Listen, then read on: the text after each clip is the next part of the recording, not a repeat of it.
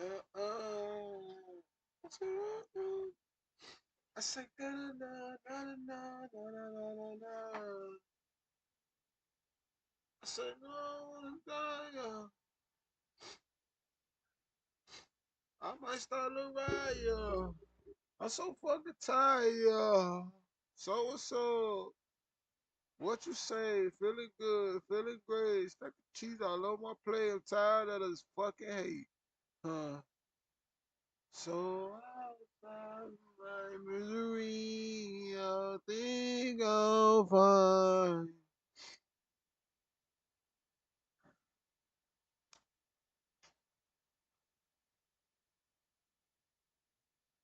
For the rest of Things us. going on. One, Kai Cenat hosted his IRL Streamer University 2 auditions, and two, the New York Knicks, after 53 something years, finally won an NBA championship. And we saw everybody's favorite streamer out there. We saw Phantom outside, we saw Ty Lil outside, and with the opportunity of chaos to ensue, we definitely saw streamer Nina Lynn outside. Now, I know that everybody kind of thought that we had gotten rid of Nina Lynn from the internet, but that's not the reality of the case. She was just waiting for the iron to be hot in order to strike. She was waiting for the opportunity to be there for her to create some chaos. This weekend proved that Nina Lynn didn't learn anything. She just was waiting for the moment to be right for her to bring her chaotic nature back to the internet. If you're new to this and you haven't already, please hit that subscribe button. It's gonna go a long, long way for the channel. We are on the road to 200,000 subscribers on this channel, and if it does, when it does, I'm gonna tear up my room like the Knicks won the championship.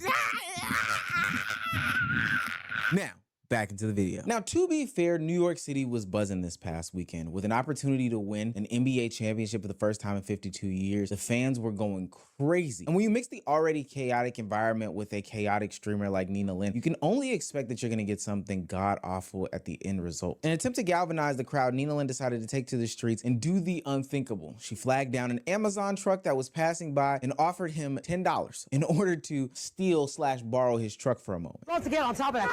Can I get on top of that? You guys need a picture with that? Now, off rip, I don't know what anybody in this situation was thinking. Nina Lynn, of course, because this is dangerous and she could have fallen off. She could have gotten seriously injured. She could have gotten somebody else injured. This was crazy. The cameraman, because he also could have fallen off and gotten somebody seriously injured. And then also the Amazon worker. I'm pretty sure today he does not have a job because he allowed somebody, a stranger, to get on top of his truck because Knicks in 5, because, hey, this is an IRL live streamer. I don't know. It's just the silliest thing in the world. Now, I know that the NYPD have been letting a bunch of these different things fly, but this is one of those times where Nina Lynn is probably catching herself saying, well, they're doing it, why aren't they getting in trouble too? Because she ultimately gets stopped, well, the Amazon truck driver ultimately gets stopped after a crowd of people surround the truck and arrest Nina Lynn.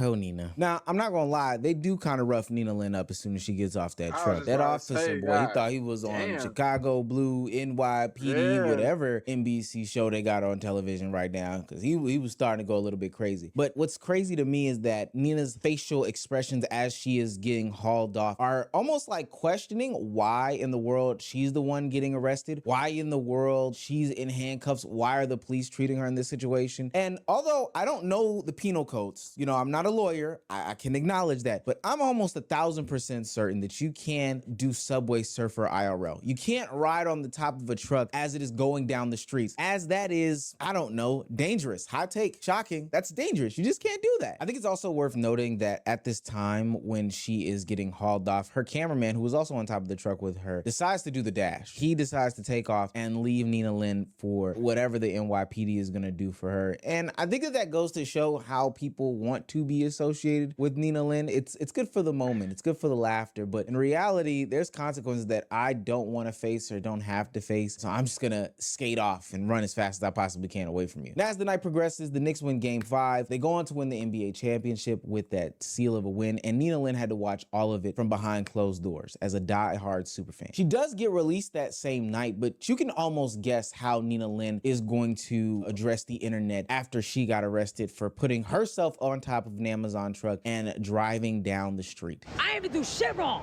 Yo, tell me if I did anything wrong. The Amazon guy said go in the car. I said, bet, bitch. I go in the fucking car. If you're gonna arrest me, arrest my cameraman too, bitch. That motherfucker ran off. He has my setup. He has my tripod. He has my portable. He has my passport. I fly to Bali tomorrow night. Hey, out of the 63 people that got arrested last night, I was one of the 63 people, bitch. You know, they had 100 motherfuckers on a bus, but they chose to arrest my ass on an Amazon e-truck. Bitch, you got me fucked up. Fuck you. It's okay, you free. It's okay, you free. That's crazy. It's not crazy? No, that gotta be racist. That is racist. That gotta be racist. That gotta be It's racist. because she's Asian. Like, It's because I'm Asian. Tell him. Literally, it's literally because she's Asian. It's because I'm Asian. Get the fuck out of here. I've been knew it. No way she pulled the lack of accountability gimmick. Who would have ever thought, right? And then you have some birds passing by, only validating her thought process and logic as to why she got arrested. Yeah, Nina, shocker. You were gonna get arrested. Why? Because you were on top of the actual shits. Now, granted, they probably could have got your cameraman too. I get that. But ultimately, you got arrested, and it was just. It was rightfully so. Instead of worrying about others, Nina Lynn is worried about why she got arrested, pulling the race card, acting as if she was done wrong, etc., etc. And I think all of this matters because it only validates Kai Cenat's claims just 24 hours before this on top of an Amazon truck situation where Kai Cenat at Nina's Streamer U audition tape said that he was disappointed in her. Okay, how do you feel going through a lot within the past year? How do you bounce back from that? That's what I want. I'm not gonna lie to you. Hold on, I knew he was gonna ask me this shit. You know, it was a little messy. It was messy. It was really messy. Nina. Yes. It was really messy. Oh shit. And I ain't gonna lie. Yeah. Content aside, I was disappointed. Kai Cenat is probably referring to the plethora of incidents and involvements that Nina Lynn has been a part of just a year after the whole Streamer University blow up and take off. Streamer University 1 gave Nina Lynn the ultimate green light in the streamer world. And she, after being a part of the event, went to everybody's stream. She was partnered with Agent. I saw her do things with some of the FaZe guys. She was anywhere and everywhere. But that doesn't discount the fact that during that time, she had, I guess, at best, some shaky moments behind her. We're not just talking about the whole Saeed incident in which she groped up on him and pinned him down. We're also talking about the incident with the mom and the daughter at the salon. We're also talking about her actively shoplifting and getting caught on camera and all the other crash outs and other publicized incidents in between. For what it's worth, I do think that I went a little bit light on Nina Lynn last year, but there are many other channels, clipping pages, all these things that covered every step of the way the bad year that Nina Lynn had. She even got kicked out of a group that she was a part of because they were sick of her and her lack of accountability. Last October, there was a lot of instances that happened with our group member, Nina. There was a lot of clips that came out that we just couldn't align with as a group. Because of that, we took a very intentional break from the channel to figure those things out as a group behind the scenes. As the months unfolded, we just couldn't come to an agreement as far as an agreement in values and what we stand for. Therefore, we and Nina have parted ways. And now, as she sits across from Kai Cenat trying to apply for Stream University 2, it seems as though that past has caught up to her because Kai Cenat is disappointed. Like a lot of her fans were and a lot of other people who gave her opportunity was. But what really hammers home the situation that happened 24 hours later at the Amazon truck was the things that she responded to Kai Cenat after he had voiced his disappointment about her and her actions. I'm not gonna lie, it was a lot. It was a lot, even for me personally. And I go through mad shit. So I was like, damn, what do I do? And in the moment, I was like, I did not bust my ass for all this for no reason. Yes, I may have messed up, but I try to do right. So I hit up all these people. I hit them, talk to myself. I said, I talked to them too.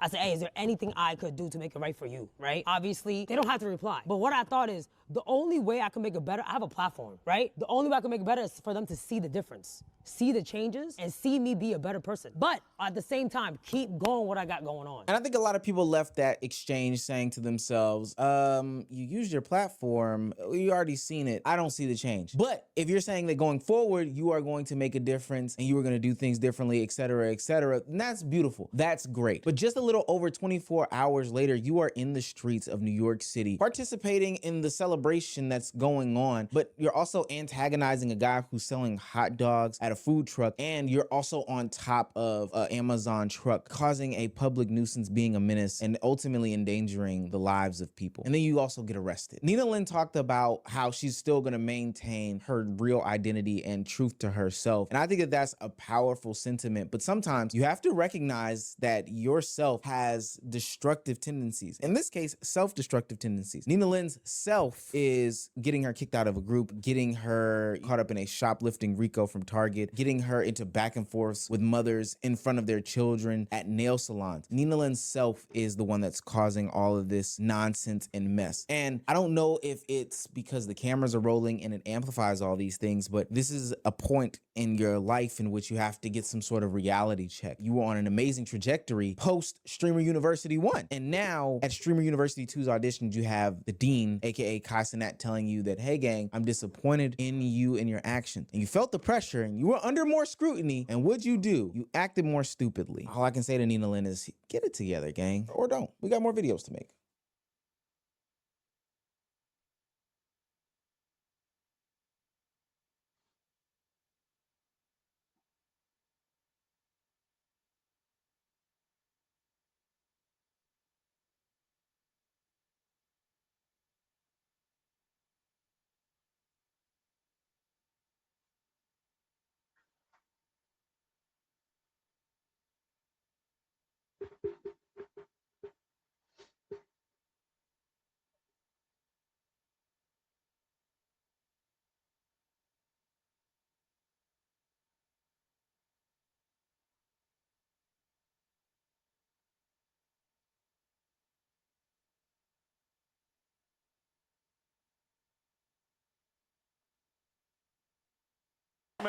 Fox to Wemby. Wemby tries a three, puts it up, off the mark. Anunoby the rebound.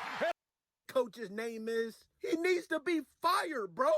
His bitch ass before the game said, oh, De'Aaron Fox is going to have the ball in his hands late in the game. And De'Aaron Fox will have the basketball in his hands at the end of the game tomorrow. And I have nothing but... Bro, what point are you trying to prove playing this nigga, bro? You got to take Fox out the game. Everybody in the world knows that De'Aaron Fox should have been on the bench. Disrespectful. And I don't even think this is legal. They can't do this. Man, go to the Spurs. Go to the Spurs. Julian at 11.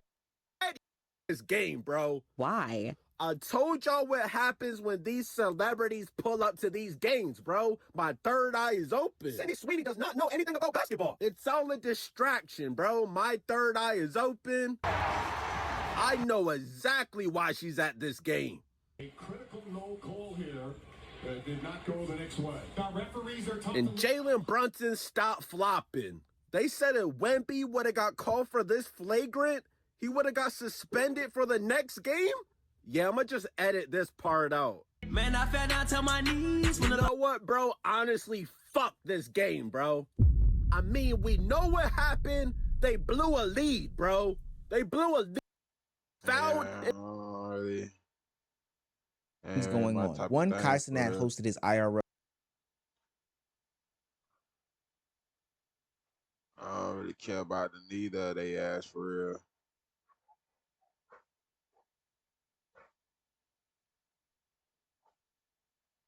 I know Flacco did something that I had wanted to.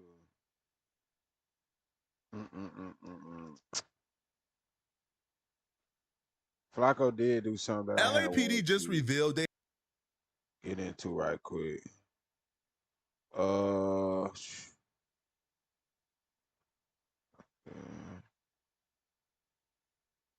who caused a disturbance got put in court for contempt. Now, this dude sat in court and heard Chud get $1 million bond and still thought it was a joke. So Jay Lang is currently sitting behind bars, sitting in jail for threatening to murder Carmelo Anthony if the courts don't find him guilty. So he's in jail right now on threats, on terroristic threats. Now, Jake Lang was able to do something that even Chud wasn't able to do. Something that's pretty impressive, I gotta say. This is probably the last compliment I'll ever give this dude, but he was able to pull off something that even Chud couldn't pull off. If you've been watching my videos, I think you know where I'm about to get to. But Chud and his representatives and his spokespeople have been reaching out to any black influencers they can think of and asking for an endorsement to support Chud. Asking for anybody in the black community to support Chud. They asked Brandon Tatum. He don't want nothing to do with Chud. They asked the Hodge twins. The Hodge twins don't want nothing to do with Chud. The usual suspects are saying even that's a level of selling out. I'm not willing to go. But to my surprise, Jake Lang, after about 2 days in jail, was able to do something that Chud wasn't able to do. He was able to secure a black endorsement, making it the first black endorsement any one of these dweebs have been able to get. Now, he picked the wrong black guy, bruh. Because the black community isn't looking at this endorsement and thinking, man, Jake Lang is kind of cool. So there's a white man who's currently being persecuted and is getting put down to the absolute max simply for having an opinion. Keep in mind, Jake Lang only said words, yet his bail is set to $1 million. We got to start requiring literacy tests before we can argue with these people, bruh. Right. There has to be at least some type of standard here, man. So criteria for us to go back and forth, bruh. This is crazy. What's the opinion here? Right. Coming Jake from Lang you, got arrested brother. for saying Please. he was going to murder Carmelo Anthony insane. if he's not found guilty by a court of law. Where's the opinion, sir? As the only thing I heard, man, is a promise, is a threat and a promise. And he got arrested for terroristic threats. Where's the injustice? I don't understand, bro. Now threatening to murder somebody now falls under free speech. You can't make this up, bro. These people are absurd. What's next? Shooting a black man outside of a courthouse falls under free speech as well? Oh, wait. Y'all already beat us there. Meanwhile, Carmelo Anthony murdered a child, stabbed a child in the heart, and his bail was set to $250,000. Like, 4 times more for Jake Lang for saying words. That is ridiculous. Keep in mind, the people who are at Carmelo Anthony's sentencing, they assaulted me just for holding a sign that said White Lives Matter. None of them were arrested. They made death threats. They said they were going to murder me and kill me and murder my family. None of them were arrested. Jake Lang was arrested before his feet even touched the Texas soil. As soon as he landed on the airport, before he could even get outside the airport, the police came and arrested him because he said words weeks or months ago. It's ridiculous, guys. You have to go and donate to Jake Lang today. His bail will be reduced, but let's get that money up so he can see the light of day. We want to make a statement to let people know that, yes, white lives do matter. You cannot lock up a white man and make it unaffordable for him to bail out and to seek counsel just because he's a white man and has an opinion. The difference in treatment is I think personally, me personally, I think the world has gone absolutely mad.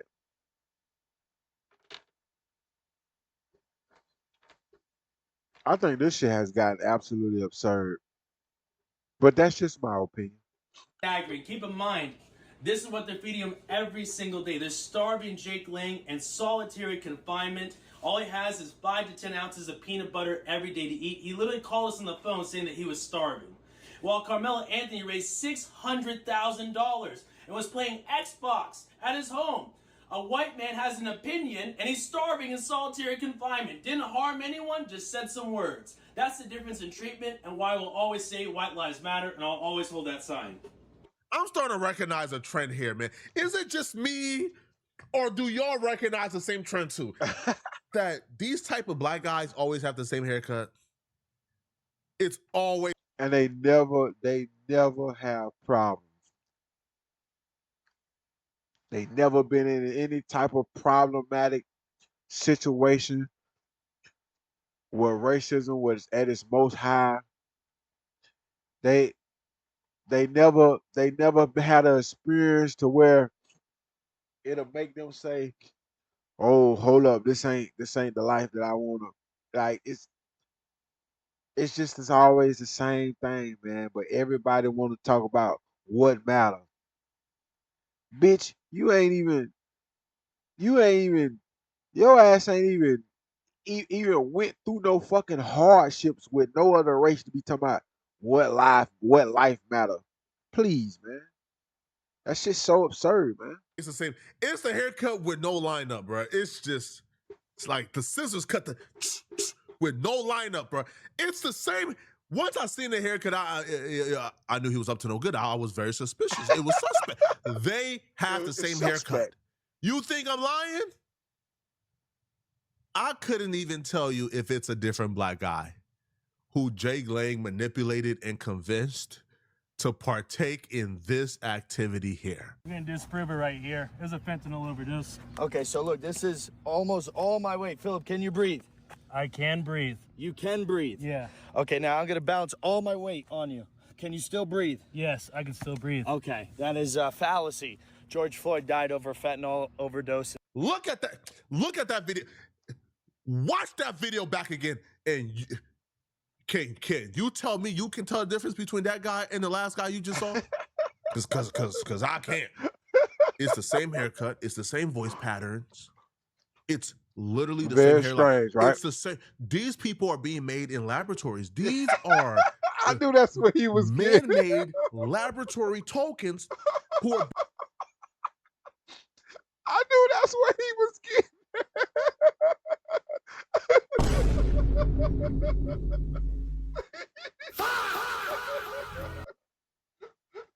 Oh shit. Being conceived to be professional tokens on behalf of white supremacists. Yo, white supremacists are running out of black tokens that they can use. Because I feel like even dudes like Officer Tatum and the Hodge twins, yo, they're recognizing, yo, these white supremacists don't rock with us, man. Yeah, because when they became sellouts, right? When they were like the token black creators online, white supremacy wasn't in the state it's currently in, right? Like white supremacy was still being hidden, right, by niceness. Like they were still kind of like, now y'all are the good ones. They're the bad ones. We like Trump black got guys like you. We don't like those Trump got other him black guys. showing out, and boy. they felt good about themselves. Now the states of white supremacy, nah, they outside, yo.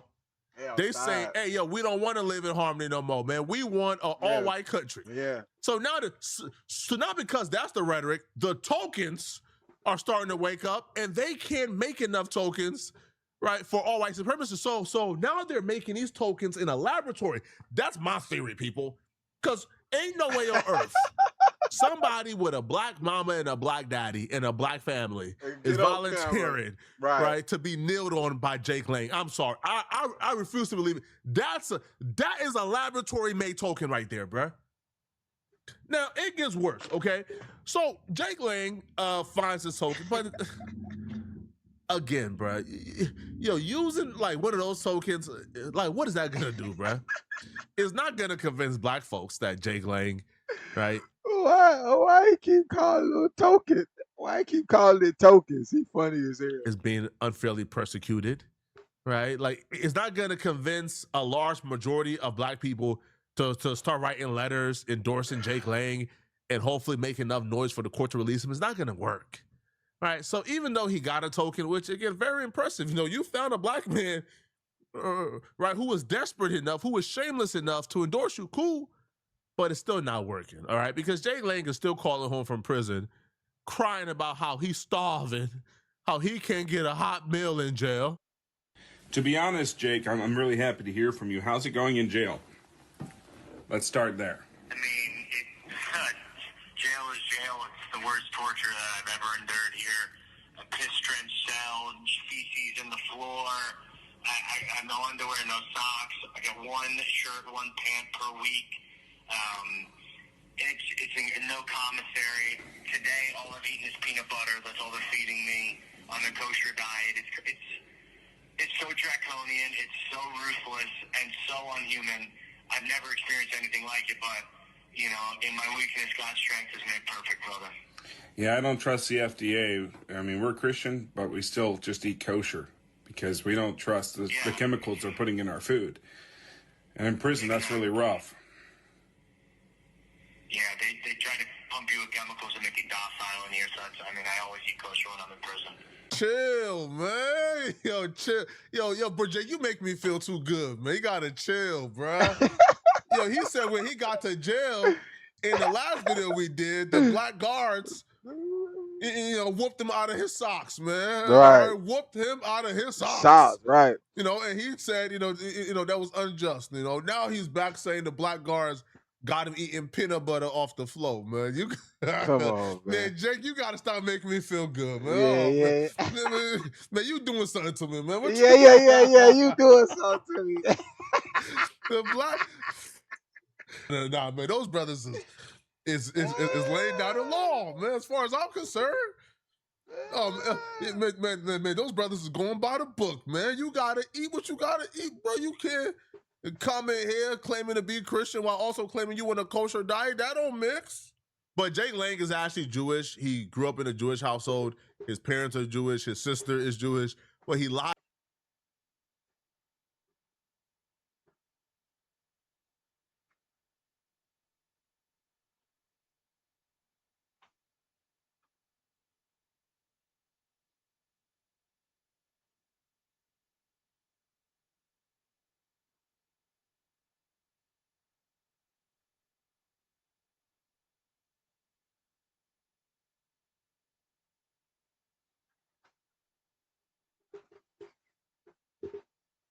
about being Jewish because his audience are hateful bigots and he understands they'll turn on him if he comes out as a Jewish man. So he lies and he LARPs as a Christian man, even though he grew up his entire life as a Jewish man. Docile, feminine, everything's pumped with estrogen. Yeah. Yeah, soy, estrogen, garbage, goy slop. That's right. That's right, man. So, brother, what can I do for you? How can I help you? Of Carmelo, thank you for saying that. I need help. I need my brothers to come around me right now. 4 times the bond of Carmelo Anthony, who admitted to the police on scene, it's not alleged, I did it. He gets $250,000 bond. Jake Lang stands outside the courthouse of the murderer and says, we need capital punishment, $1 million bond for free speech.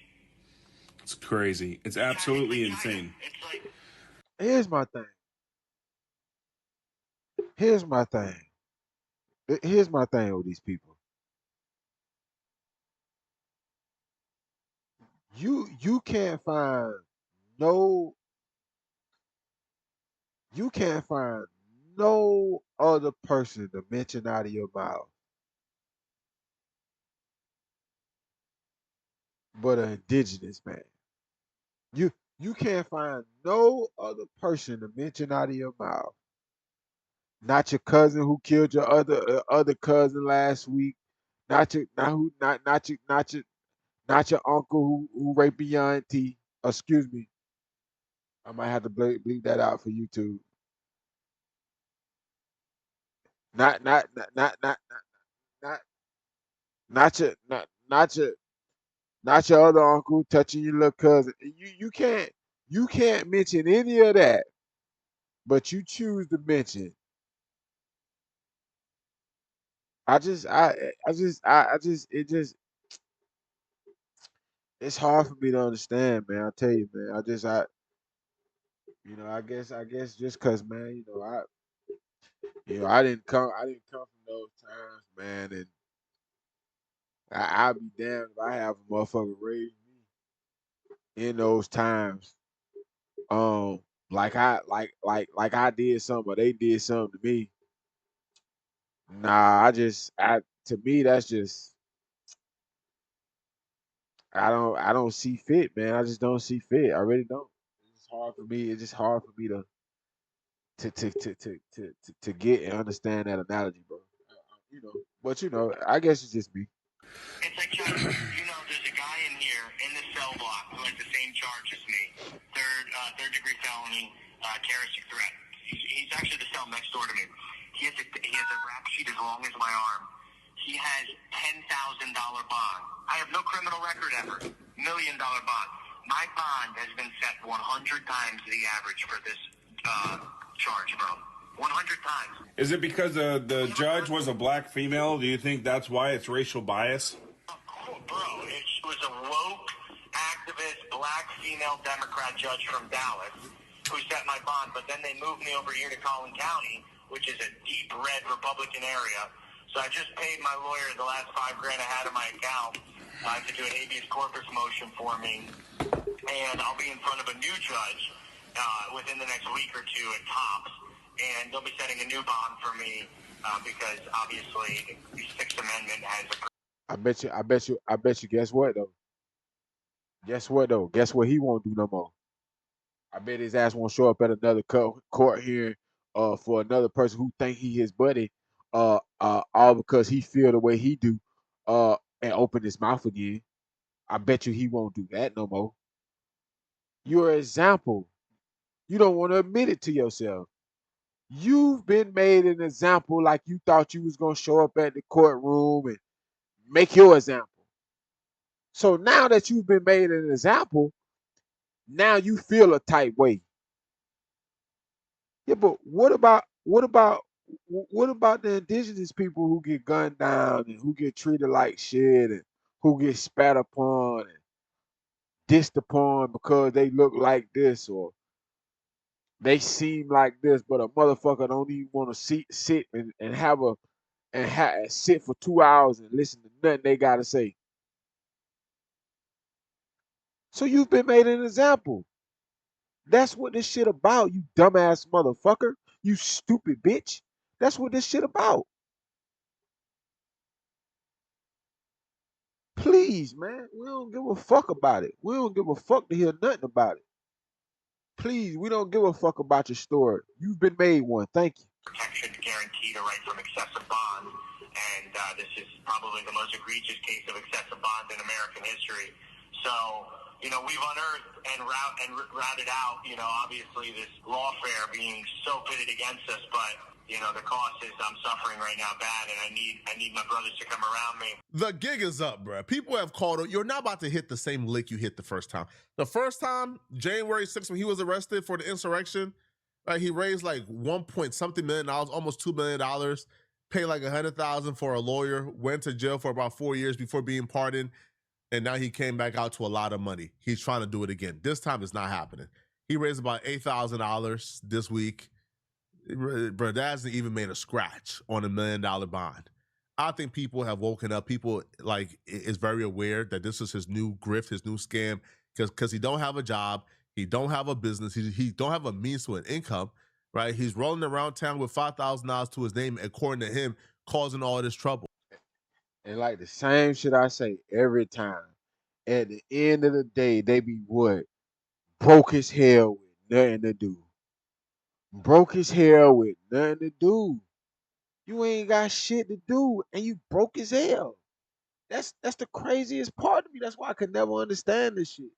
Motherfucker be broke as hell with nothing to do. I don't be getting shit, bro. Now, his cover art is him listing Carmelo Anthony's bond and then his bond. Bro, do you understand? Like, you was really just in jail for 4 years before being pardoned. You have an extensive criminal history of harassment. You was going around harassing black folks, causing a disturbance, causing a mob, and you can't seem to understand why the ex-felon who's been causing a disturbance all across America got a higher bond than a 17-year-old with no criminal history whatsoever. Cut it out, man. Things have been really slow for Chud, but we got an update, okay? So in our last video, Chud was crying from behind bars, crying, talking about they violating his rights. He want to come home. This is not okay. And one of the rights he claimed they were violating was, they didn't give him access to a physical Bible. But the jailhouse says, no, we gave him access to a tablet that has a Bible on it.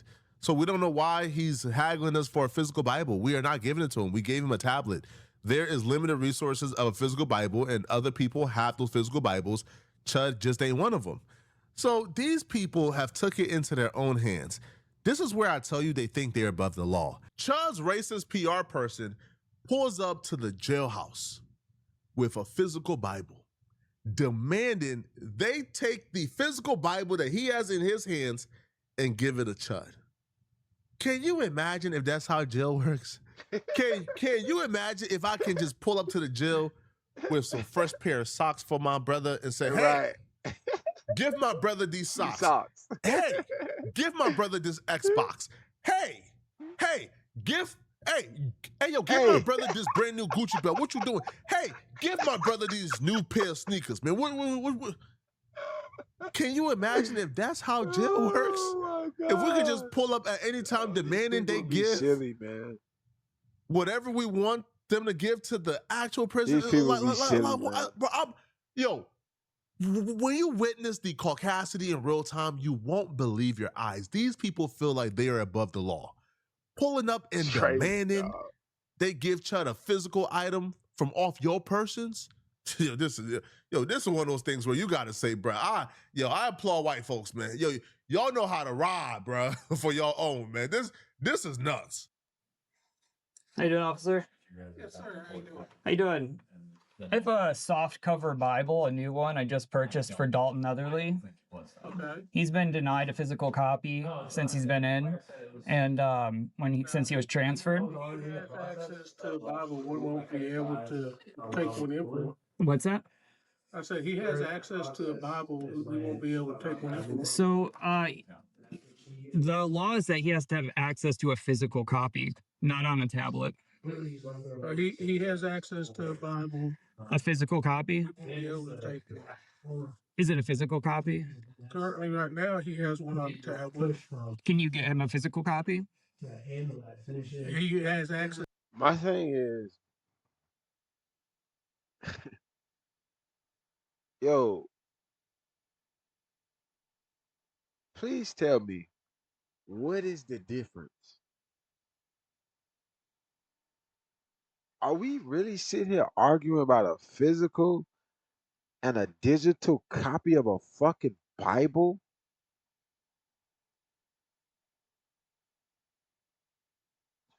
Brother. And this is what I'm saying. It's these type people. You know what I'm saying? Like, bro, we're talking about a fucking copy of a Bible. Are we serious? When you got motherfuckers in there trying to figure out how they gonna get anything from anybody, cause they ain't got nobody. Literally. Man, come on, man. Stop this shit. Into his religious stuff. So this has Shit already really be been kind of, it should be an issue disappointing. that's... For No, real, sir, for we real. can't take anything from him. He has access to his Bible. Thank you. So, Yeah, please turn your back. Yeah, sir, get his ass the it fuck has up to out be a of there. He physical talking Bible. about nothing.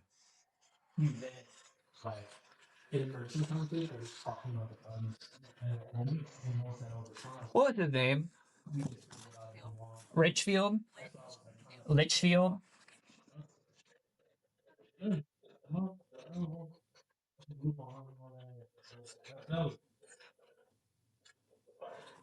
right, so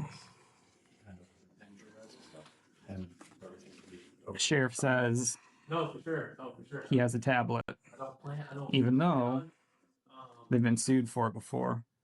So we're going to get some accountability, talk to a chaplain, and return Monday with a chaplain to get him a Bible, a physical copy that isn't linked to a tablet. So it was Sergeant Litchfield, I think. This is a 40-year-old man who's a Chud the Builder Right. groupie. Like what? Can you think of a sadder life? This man already runs a Chud the Builder fan account. He then traveled over like 2,000 miles to to go to Clarksville to then, I guess, harass the jail staff on behalf of Chud. Y'all gotta stop. Y'all D-riding gotta should be a stop crime this. at this Yeah, point. Y'all taking this D-riding too far, bruh. But too nothing is far. gonna change. Y'all are not gonna Too get your far. way. Y'all taking it Now, too far, listen, bro. I have no Like, problem with Chud being I just denied ain't anything. understanding for real. Shit Listen, kind of hard anything for that me to helps him, understand. take it away. I don't care what it is, bruh. Chud don't serve the same God that we serve, right? Chud don't serve the same God like saying that your that grandmama, who been at church He since like the age of saying 9 that years old shit. and ain't never missed a Sunday. Chud don't serve the same God as her, man. Yo, you think like your pastor, your deacon is praying and preaching to the same God that Chud is serving? Absolutely not. All right, so I don't, yo, waste your time. I don't feel bad not one bit, bro. Right? As far as I'm concerned, this Christian angle is just another way to grift. Let me know in the comment section, what do you guys think about this, man? If you're still watching this video and you want to watch another good video, then click on this video right here somewhere on my screen, somewhere here, or here, or here, or here, somewhere on my screen to find out why exactly the high.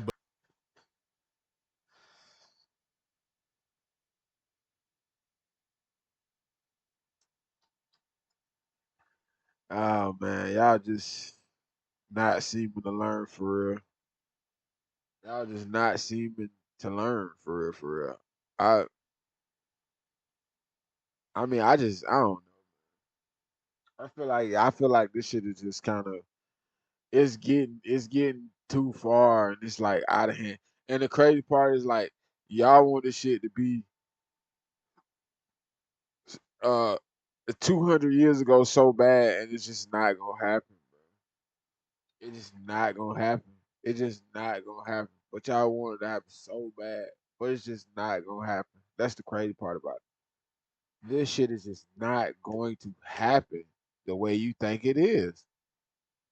And it mesmerizes me to where it's like, what in your beady ass brain do you really fucking think that it is, you fucking imbecile? Like, for real, man. Like, that shit, it's kind of blowing me. That shit kind of blowing me, dog. I ain't gonna lie to you.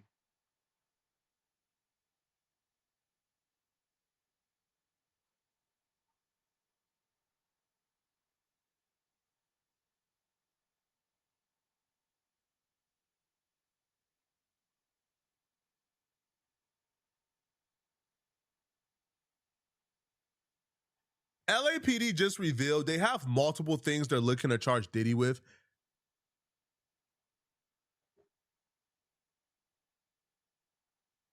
LAPD just revealed they have multiple things they're looking to charge Diddy with. And whenever you have more than one charge in play, a RICO is always an option. The news broke after the John Doe lawsuit against Diddy. So a John Doe recently sued Diddy, alleging that Diddy gave him spiked liquor and then took advantage of him at a Hollywood party. The John Doe alleging they were a minor at the time and they were essentially fed into the grip of Diddy. And the John Doe is actually famous. And that to me is the most interesting part about this. The John Doe will reveal in the court filings they are a child star. They are famous. They are a public figure. They're filing under John Doe to conceal their identity due to career ramifications this may have. Now, I don't know exactly who John Doe is. I do have my suspicions. A former child star slams P. Diddy with a disturbing civil lawsuit. He alleges the singer sexually assaulted him at a Hollywood party. Speculation is stirring about who this star could be. Before we get this video started, if you want to learn how I made $142,000 from YouTube to join us, let's want to get money community. Click the link. The newest allegation in the Diddy case comes from an unlikely source, a former child star who says Diddy performed oral sex on him at a Hollywood party when he was still underage. And this brings forth a whole host of questions. Like, for instance, could P. Diddy face more criminal charges relating to these accusations? Kutcher, right? Is his current conviction I think that was relevant Ashton to Kutcher. these accusations? I mean, does it bolster them? Where does this civil case fall in line with the rest of the civil cases he's already up against? And above all, who is this celebrity child star? Well, the latter question is all speculation because the former child star has filed the lawsuit under John Doe. So we don't have an actual name, but we do know that it's a male who was reportedly already famous when the alleged incident happened. Here's another clue. Their acting career started in 2004. Who do y'all think it is, man?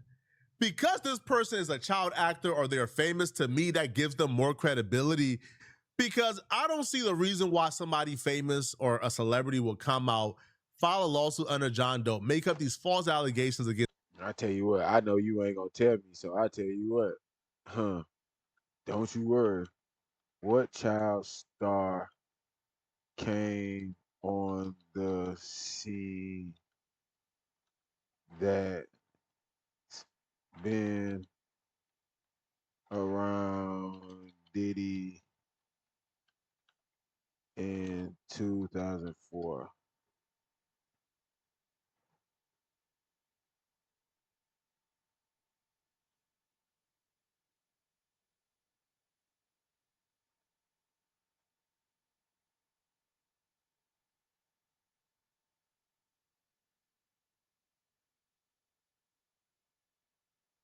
A former child actor has accused Sean Diddy Combs of sexually assaulting him back in 2007 at a networking event. Warn you that the quote defendant Combs then performed oral copulation is the latest than of his. He is appealing. Who though? Who? Orlando Brown? No fucking Orlando Brown. Get the fuck out of here. I don't know. Why is it saying child?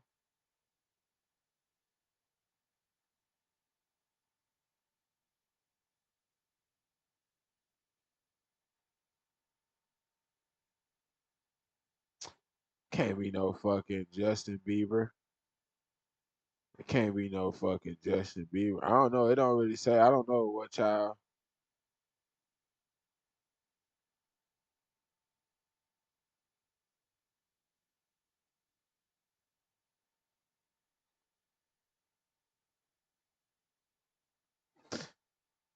Career child actor around 2004.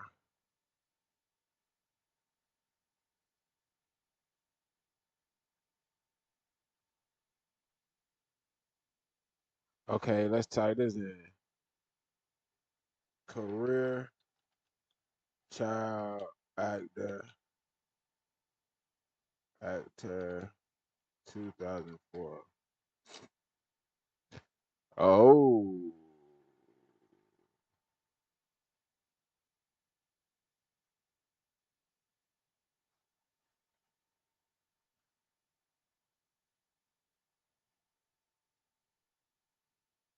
can't be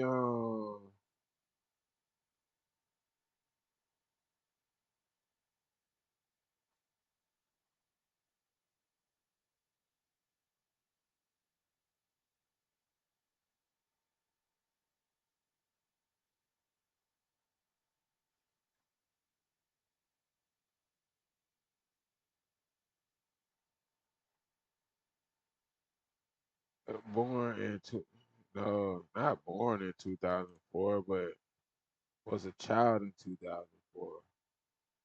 Kyle Massey, Shay Moss, Romeo. I know it ain't no fucking Romeo. I know it ain't him. I know it ain't Orlando Brown.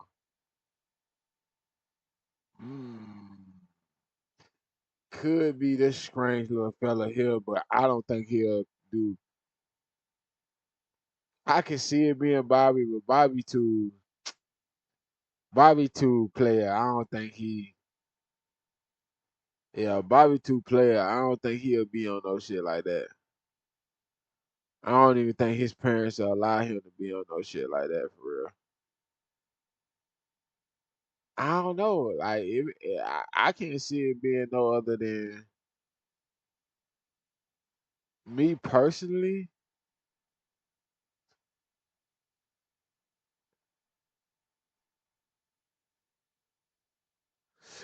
It gotta be somebody, bro.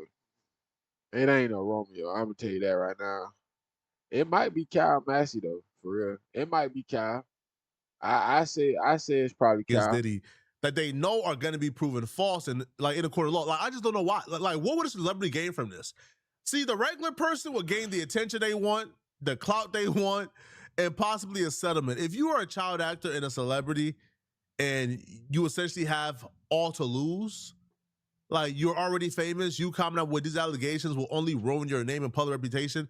I just don't think a celebrity would take that risk if they knew these charges were false. Diddy was not the only person that's included in his lawsuit. They would also include a talent agency that they believe kind of set up this party for Diddy to groom and meet and violate minors in the industry. They feel like these people knew that these minors had no business being at that party by themselves, but they kind of sent the minors there knowing something like this would have happened. And the fact that they are including other people, including a talent agency and specific dates, to me is, listen, man, I'm not willing to just call this frivolous or cloud chasing, bruh. They're bringing in other people. They're bringing in dates and times. This looks bad for Diddy. According to the lawsuit, the boy started his career acting in about 2004. Plaintiff, meaning John Doe, immediately began working in the entertainment industry, securing initial roles that provided early professional exposure and experience. The lawsuit alleges the boy was on some high-profile shows, but it doesn't specify which shows. It does, however, say the alleged incident happened involving Diddy back in 2007, meaning the boy would have had about 3 years experience in Hollywood at the time. Now, according to the filing, the boy reached out to his agents for help with his career, and this is common in Hollywood. They arranged different networking events where he could go and mingle and meet people, and it was all basically to build visibility with other actors, directors, and celebrities. And that, according to the court docs, is how he met P. Diddy in 2007 at one such network. Let me see, because I kind of think I see where it's going. When did Bieber meet Diddy? Okay, so that was 2009. Okay, so it ain't. That's what I said. I don't think it's Justin Bieber. So when did put it like this? When did Cal Cal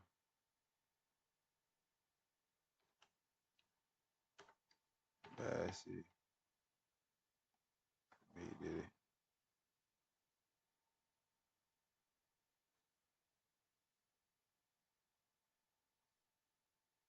Oh, okay. So it ain't. It can't be Cal. So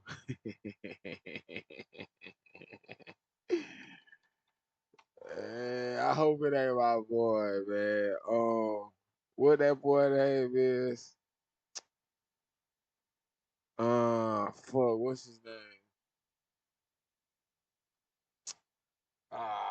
Fuck, what my boy name is?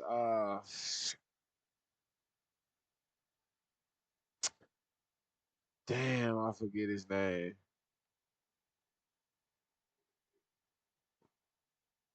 Orlando Brown, Orlando Brown, Orlando Brown.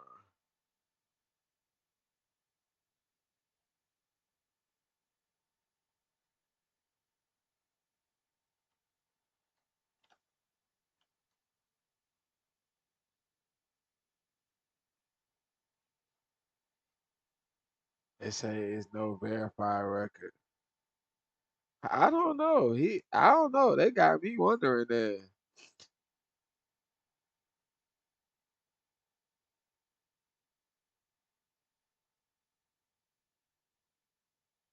They got me wondering that. I don't know. Let's see. What child star met Diddy in two? I'm true. Y'all. I'm truly invested into this.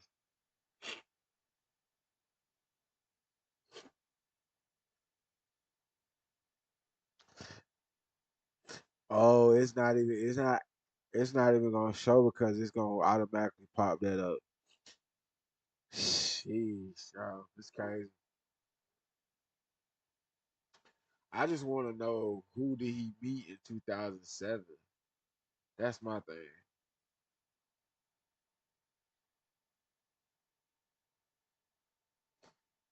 Usher wasn't fucking. Usher wasn't.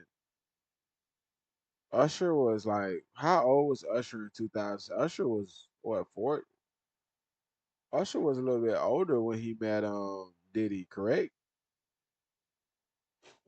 I mean, he was no longer like a child star for real.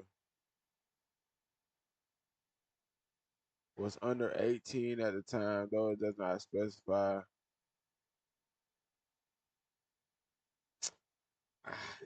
Bro, I just don't know for real. I just don't know for real. Networking event in the Hollywood Hills. The suit titles this section as, quote, the attack on plaintiff, describing what allegedly happened. According to the child star, he started off at the party by mingling with people and then noticed P. Diddy talking to some other actors who were in the crowd. But eventually, Diddy allegedly approached the boy. Diddy and the boy began talking about his career, and then Diddy said the boy could be a good candidate for an upcoming project. Defendant Combs told plaintiff he wanted to speak to him privately about some potential opportunities that defendant Combs had in mind for plaintiff.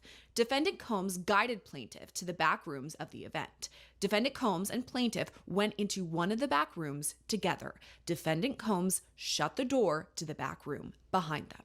At this point, Diddy allegedly gave the boy some alcohol. And I want to pause here to note, if you followed the P. Diddy trial at all, you know that multiple witnesses testified that Diddy allegedly plied them with alcohol that was sometimes drugged. Multiple other civil lawsuits allege that Diddy forced survivors to drink alcohol that had allegedly been drugged in order to sexually assault them. According to this most recent filing, John Doe alludes to a similar situation. He says that Diddy gave him some alcohol and then allegedly began touching him and rubbing inappropriate parts of his body. Unexpectedly, defendant Combs started to touch plaintiff. First, defendant Combs began to rub on plaintiff's arm. Plaintiff told defendant Combs that he did not feel comfortable with the way defendant Combs was touching him. Defendant Combs tried to relax plaintiff and continued to touch plaintiff, moving his hands down plaintiff's body, beginning with touching his arm and then down to his stomach.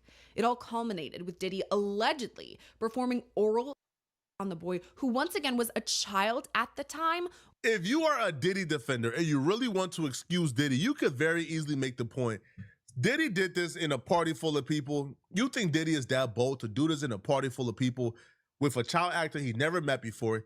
He took them in a separate room, gave them spike liquor, took advantage of them, risking this child actor running out the room and screaming, "He raped me, he raped me, he raped me."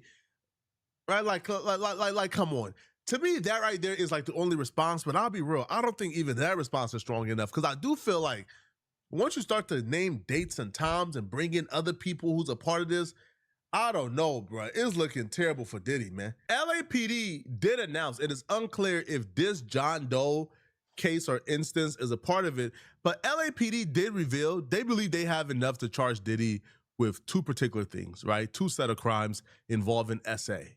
Now, it's unclear when they're going to charge Diddy, if they're going to charge Diddy, but they did say they believe they have enough and they're moving forward. Well, Diddy allegedly touched himself. Defendant Combs then pulled up his pants and told plaintiff he would see where they would go from there for the role that he had in mind for defendant Combs's project. Plaintiff was in shock and pulled his clothing back up. After this, the boy was left completely alone. According to the lawsuit, he was in total shock, so he waited for his ride to come and then he left. P. Diddy is listed as a defendant in the lawsuit, but so too are some of the talent agencies for their alleged involvement. The child star alleges it was their duty to protect him, and they didn't. In fact, the adult agents allegedly didn't even attend the party and instead encouraged this child star to go alone without a chaperone. Plaintiff is informed and believes, and thereon alleges, that defendant Combs and agents spoke prior to the event in order to conspire to create an event disguised as an industry meeting in order to provide defendant Combs with an opportunity to come into contact with minor children like plaintiff. Plaintiff believes that the agents knew that Diddy had a reputation for sexually assaulting children and urged the boy to attend the party anyway. Now, this lawsuit was filed on Monday, June 8th in Los Angeles Superior Court, bringing forth a slew of allegations, including childhood sexual assault, sexual battery, negligence, intentional infliction of emotional distress, false imprisonment, violation of the Ralph Civil Rights Act, negligent supervision of a minor, and sexual harassment under Civil Code 51.9. Either way, P. Diddy himself has completely denied the allegations. His team told local TV station KTLA-5 the accusations are, quote, false and ridiculous. His team released a statement saying, quote, "He's just another hater in a long list of people trying to get in on the money gravy train encouraged by personal injury lawyers. Mr. Combs has never sexually assaulted anyone, and that includes any child. These allegations will be disproved like all the rest." So that's Diddy's stance, but according to the LA Times, investigators on the West Coast are taking a closer look at all of these allegations. The Times reports the LA County District Attorney's Office has been reviewing sexual assault allegations against P. Diddy, and that the LAPD and Sheriff's Department have presented two separate cases for possible criminal charges. So is this John Doe case involved? Could P. Diddy face additional charges, maybe even state charges out of California? I don't know. These are all questions I need an expert opinion for. Good news and bad news. If Dave's tried twice, then clearly, the case is not as concrete or as strong as you would want it to be, because they haven't charged him yet. Bad news is, they're going to charge you. Like, I don't feel like these people are type of people to like investigate, have a charge, try to charge you with it. The grand jury didn't really go along with it, and then they drop it. I feel like they're coming for Diddy. They're going to R. Kelly him. R. Kelly was in jail. There was a day where R. Kelly got a bond from his random fans who bonded out R. Kelly. R. Kelly already had a warrant out for his arrest for a new case like that same night. That's how they're going to do Diddy. If Diddy gets out, the first thing you want to do, my boy, get out of the United States. Take Cassie, for example, bro. All right, because when you in their faces and you remind them of what you did, that's just where the investigation gets deeper. They're going to bring more victims, right? They're going to bury you. But if you get out of their faces, you go to a third world country somewhere, bro, you go to Cuba, you go to Liberia, you go to somewhere in West Africa, and you just chill off the grid, off the map, I feel like they'll leave you alone. But if you think, right hand of God did it, I ain't lying to you. If you think you about to get out of jail, get to Harlem bopping and Harlem shaking, on top of the cars, can't stop, won't stop, back on top of the world, billboard in Times Square, get back to Diddy stuff, you are sadly mistaken. They're gonna get you out the paint. Just get yourself out the paint, bro. Get yourself out the way, man. Leave. Because them folks not playing with you, bruh. Hey, bro, sir, you And think if you they gonna got get back 2, to they probably Harlem got about shaking 10 and more, Diddy right? They just popping? was able to get 2 to probably stick. Oh, man, bro. Right? Come, like put it together, submitted it. Nah, just not enough. Okay, cool. They about to draw it back in. Yeah.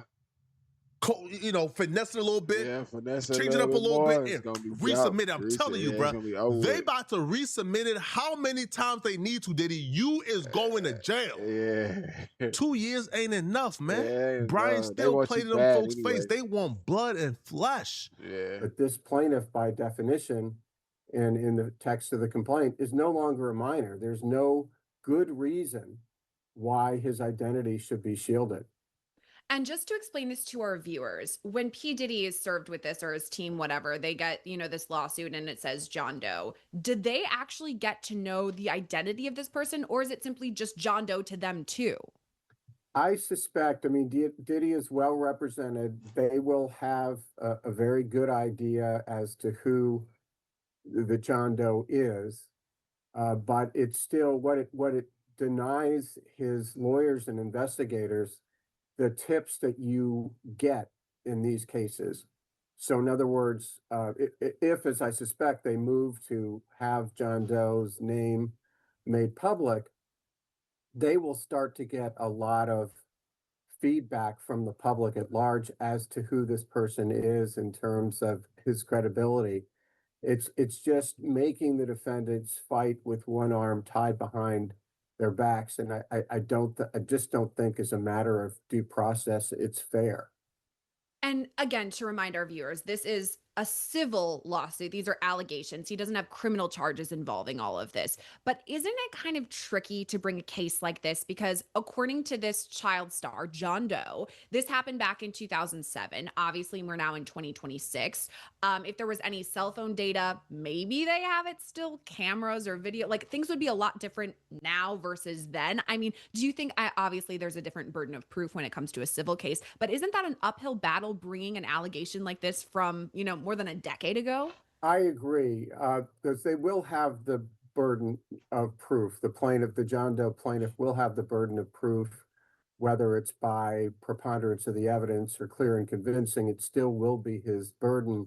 And it will be harder to carry that burden in light of, as you said, there probably will be spoliation or destruction of any contemporaneous communications at the time, if any. And some of the technology was older than in any event.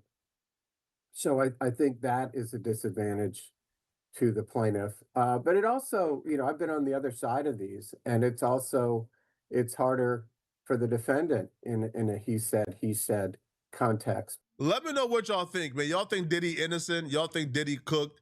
I think the civil suit, Diddy may be able to get away with it. But, LAPD having multiple charges they're about to put on Diddy, to me, that right there should scare him. It should scare him badly. Let me know what. Diddy has he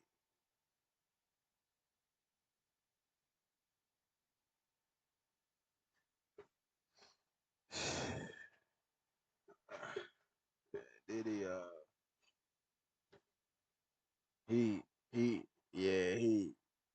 he gonna have to get out, take that money, man, and he probably ain't gonna be nowhere good in the States.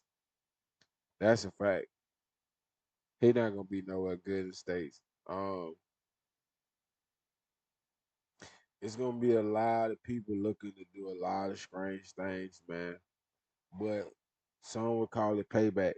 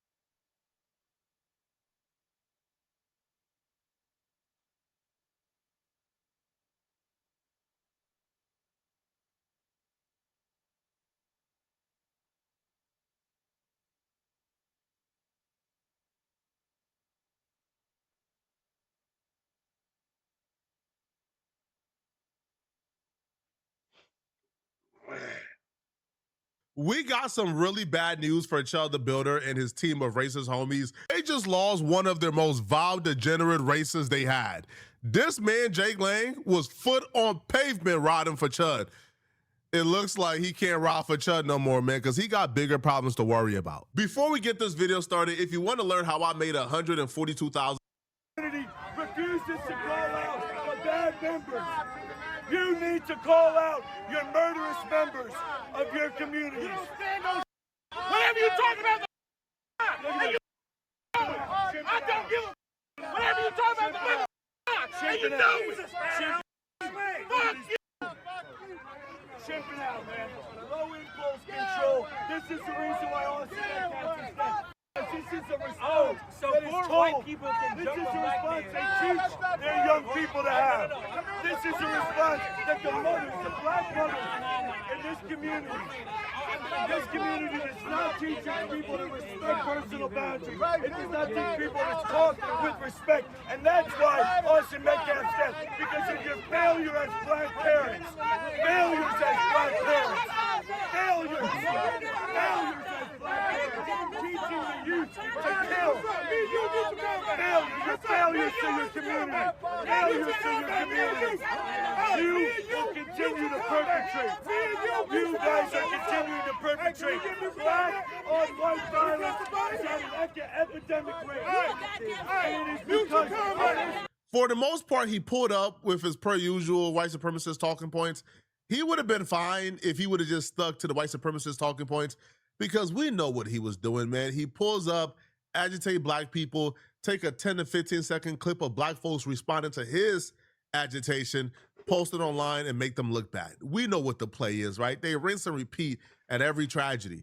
But he would have been fine if he would have just stuck to the normal white supremacist rhetoric that he's known to spew. But he took it a step further this time. His rhetoric got more hateful, got more angry, got more venomous. And this was not a smart idea for him, because this caused a lot of trouble in his life.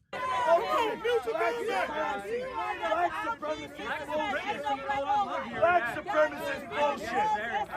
You guys are complicit in the murder of white people. Irina Zarusky, Henry Nolan, Austin Metcalf. Where's the justice? 400 years. Where's the justice? 400 years. Carmelo Anthony should be swinging from a tree outside this courthouse. Carmelo Anthony should be hanging outside this courthouse. String Carmelo up on one of these trees. Oh, that's not surprising at all. String this man up on one of these trees. He's a murderer. No place in America. He's a murderer, racist. Time is over. That's the first strike. He began to say things like Carmelo Anthony should be hanging from one of these trees. That is not cool to say. Now, they're going to say it because, again, they feel like they're above the law. They feel like they can do whatever they want to do and there's nothing going to happen to them, right? These people don't want equality. They want privilege. They want to be able to go from city to city, from state to state, antagonizing black people, threatening black people, and then getting away with it, which is why he's here. Now, this they gave him a pass for. And then he doubled down by leading a chair at another rally where he says, murder Carmelo Anthony. He starts a chant to murder Carmelo Anthony outside the courthouse. Cannot settle for anything less than the death penalty. Kill Carmelo Anthony. Kill Carmelo Anthony. Kill Carmelo Anthony. That's not a threat. Carmelo Anthony. That's not a threat. Keep your hands to yourself. Keep your hands to yourself. Keep your hands to yourself. Kill Jake Lang. Jake Lang even went as far to say that if the court system don't find Carmelo Anthony guilty, he would take it upon himself to murder Carmelo Anthony. That's when the family of Carmelo Anthony and their spokesperson stepped in and said, hold on. Now that's a step far. Okay, now you can have your opinion on Carmelo, but when you get to saying hang him from the tree, then you start a chant saying kill Carmelo Anthony, and then you say if he's not found guilty, you will take it into your own hands, you would murder him. That's when Carmelo Anthony and his family, while the spokesperson, called for Jake Lang to be arrested for terroristic threats. We even have saw the white nationalist Jake Lang come out here and say insinuatory threats. threats to the life of Carmelo Anthony, to hang from a tree, and even to allude that Carmelo Anthony should be shot in the head. Our organization asked that the Collin County District Attorney's Office, as well as the Sheriff Department and the McKinney Police Department, open up a criminal investigation to those terroristic threats. There is no place for racism, bigotry, and white supremacy ideology in public. I think the officer should have arrested him right then and there. Because that's not free speech. Those are literal threats. Yeah, that's crazy. No. But when Jake Lang found out there was an investigation on the way into him, he tried to get out of Dodge, bro. These people are y'all gotta really understand, bro. These people got a criminalistic mindset. Yeah. That same mindset they try to put on black people. These people are more criminalistic than the actual criminals. I keep saying that and ain't nobody listening. You gotta understand this shit is go way deeper than this, bro. This shit go way deeper than this. No, they really have it, bro. This man is a professional criminal. He tried to hop on a plane and get out of Dodge. It didn't work. Because very soon after the investigation started, I mean, the evidence was in 4K. He said it, like word for word, 4K. I guess they just had to probably make sure that it was not altered, but he for sure said it. Well, the arrest warrant was put out. Now, when Jake Lang tried to escape out of Texas, they apprehended him and they arrested him for terroristic threats. But they didn't just arrest him with a slap on the wrist. No, they came for him like they was coming for El Chapo. And the bond he got, I think the bond sent a message. I don't think the bond he got is a coincidence, and we'll talk about it shortly. But here is Jake Lang breaking down how they came for him and how he feels like his arrest is unfair, of course. All right, they don't never do nothing wrong. No. Every time they do something, they get apprehended, they get arrested, is always the system is after them and it's everybody's fault but their own. Here is Jake Lang complaining about how it's unfair and he ain't do nothing wrong after being arrested. Hey guys, it's Jake Lang here. I'm in the Dallas County Jail. They ripped me off the plane today. Dozens of officers treating me like El Chapo. They drove me through the tarmac. They've arrested me for a felony, what's called terroristic threat, simply because I said that if the jury did not find Carmelo Anthony guilty, that we the people will deal with justice. And this is a classic case of lawfare used to squash a First Amendment protester like myself. It's always the First Amendment with these people, man. They think the First Amendment protects them to do whatever they want to do, bro. Chud thinks he could call black folks the N-word, antagonize the conflict, and then shoot us and get away with it because it's his First Amendment right to apparently shoot black folks. This dude, Jake Lang, thinks it's his First Amendment rights to harass and threaten black people. He has such a disregard for black life that when they came that deep to pull him off the plane and arrest him, he couldn't even fathom why anybody would want to arrest him for threatening to murder a black child. He can't even fathom, huh? Bro, all I did was threaten to murder Carmelo Anthony. Why would y'all arrest me for that? He can't even begin to fathom exactly why he's been arrested. Sir, you cannot threaten to murder people. You can't make credible threats, and you especially can't do this outside of a courthouse where tensions are already high. They're trying to stop riots. They're trying to stop mobs. And you're doing this? Bro, you're raising their temperature too high. You gotta go. Now, Jake Lang, right, in his message from jail. Hey, like I said, you raising their temperature too high. One, he admits he said it, because he said, all I said was if the court don't do it, we Flacco gonna take ass justice in our funny own for hands. real, You can't do that. His And then ass funny for secondly, real. yeah, like he speaks as if he's a victim. Watch how he explains the situation. Not once did he say, man, bruh, my fault, folks. Maybe I did too. No, he's speaking as if he's the victim, as if there's this grand conspiracy against him. These people, including Chuck, they're absolutely delusional. They're perpetual victims. They lack accountability across the board. We had a press conference, an LED truck, speaker system, everything for our 6:30 press conference event outside the Carmelo Anthony murder trial to celebrate justice being done in this case. And call out the rest of the American people to stand with us before another Rita Zarewski and another Austin Metcalf happens to make real change.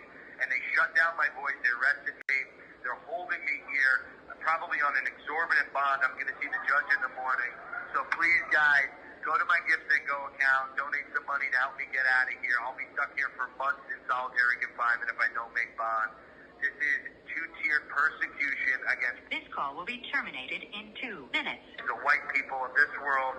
We are under attack, and what they're doing to me, they want to do to all of us. I'm just at the forefront here. The lawfare and the weaponized DOJ and these deep state assets want to destroy us all. We cannot allow it to happen. If they do this to me, they can do it to you. Please, guys, stand up. We can't allow our... Now all of a sudden the tables turn. Now we can't.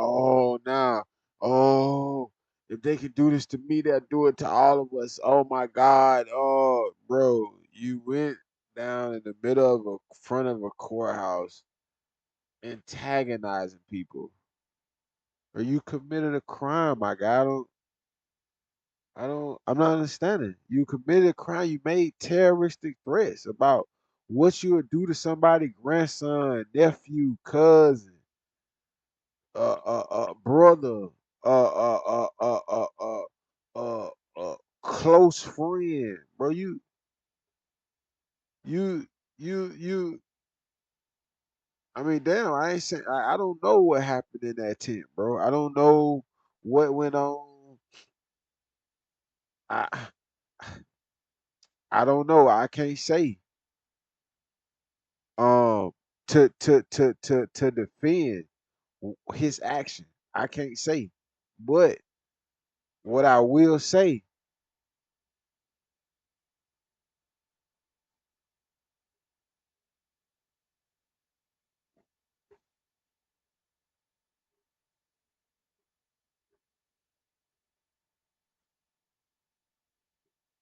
this shit ain't got nothing to do with what can be made an example out of. I mean, what can be made an example out of. This shit is about who can we make this example out of. Because this shit is getting out of pocket.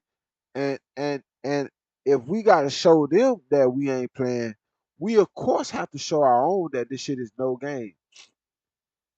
We want you here, we need you here, but it's gonna be some rules and some boundaries set on this shit. We ain't just gonna be acting like them. If you can get where I'm speaking from, then you can get it. I won't elaborate at this time. Good brothers like Judd, myself, and other great patriots are rot away in prison. Let's get me and my brothers home. God bless you guys. Thank you so much. I love you, and keep the faith. They say Get Rod me Wave. and my brothers home. God, myself and other great patriots are rot away in prison. Let's get me Oh, and my Rod brothers home. away. God bless you guys. Thank you so much. I love you, and keep the faith. This fight is in the Lord's hands, and we will be victorious. I'm starting to think this the new play, man. I'm starting to think this is the new method.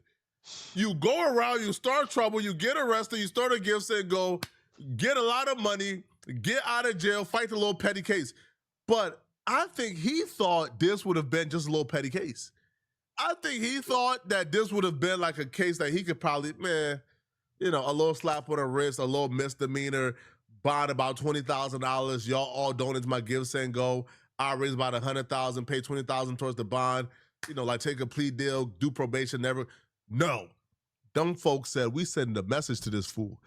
He is not raising enough money to get out. It's not happening, bruh. You know why? And I don't think this is a coincidence at all. Chuddy Builder and Jake Lang got identical bonds. They gave Jake Lang $1 million bond. And I don't think that's a coincidence at all. I think they're out of the damn, bro. I didn't even remember that for real. I didn't even remember. I remembered, but I didn't even relate that for real. I just seriously remember that Chud the Stud got fucking $1 million bond. That's why he doing the crying and the stud shit that he doing. I for fucking God. Two stupid asses with matching $1 million bars. You want to be just alike? We gonna show you.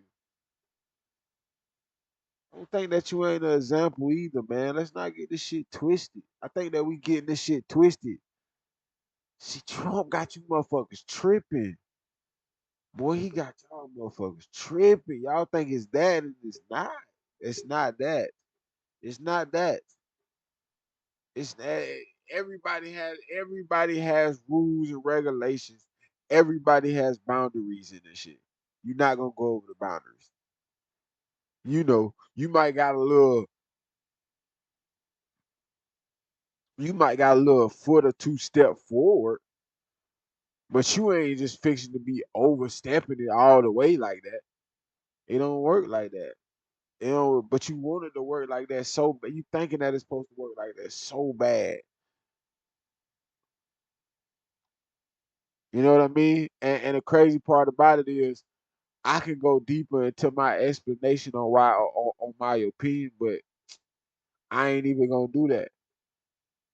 I ain't even gonna do that because I feel like you should understand where I'm coming from, what I mean. So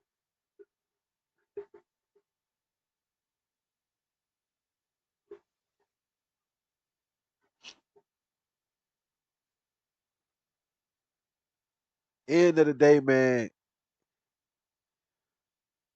everybody got boundaries when you think you don't. So you think you fixing to over push it? Nah, we got to show you that. No, no, no, no, no. We can't have you acting stupid and ignorant too. Who I'm talking about?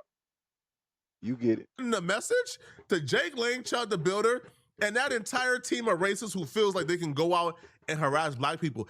I think even like the dominant society, the people at the top, I feel like even they're like, hey, bruh, we hate black people too, but y'all doing too much, bruh. This is his mugshot, by the way. Come on, bruh. Just an absolute degenerate. Now, listen, I have no proof that he's on drugs. Like a fucking This man don't look like he's goofball. sober right His now. ass He like looks a like he's not in cheese his right state ball. of mind. But after about a day in jail, now this dude is a grifter, so I'm taking this with a grain of salt. But after a day in jail, man, he Jake has been attacked by a group of all black prison guards in the Dallas County Jail. You can literally see them manhandling him in the mugshot photo. They haven't given him a bed yet and slept on the concrete floor last night. The guards are retaliating. The guards are retaliating against Jay because of the Carmelo Anthony conviction. Oh my God.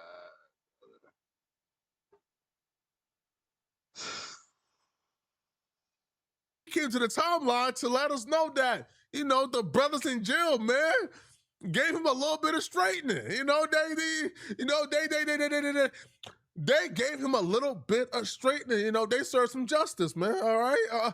Jake Lane took the timeline to say Jake has been attacked by a group of all black prison guards in the Dallas County Jail.